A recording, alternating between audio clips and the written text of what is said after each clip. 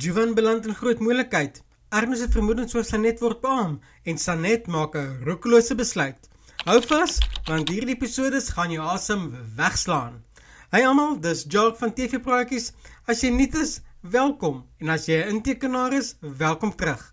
Dis jou voorskou vir Diepe Waters 27 tot 30 Oktober 2025. Kom ons duik in, Maandag 27 Oktober.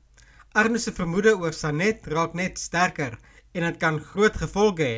Intussen verras Frans die Swartsbroers met 'n aanbod wat hulle lewens onherroepelik kan verander. Dinsdag 28 Oktober. Sanet maak weer leebeloftes en Anja sê dit duidelik. Sy het haar keuse gemaak.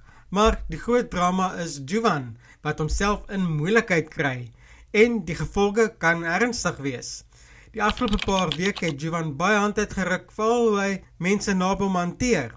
Hoe voel julle oor sy houding? As jy die video's geniet, onthou om in te teken en die klokkie te druk, sodat jy altyd eers weet wanneer nuwe video's opgelaai word.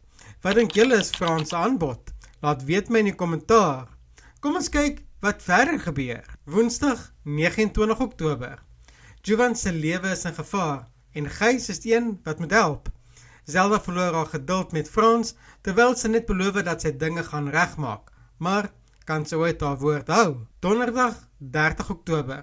Sanet maak 'n roekelose besluit wat alles kan vernietig. Jovan probeer desperaat vrede maak met Nina, maar is dit te laat. En Zelda, diep seer gemaak, slaan haar terug teen Frans.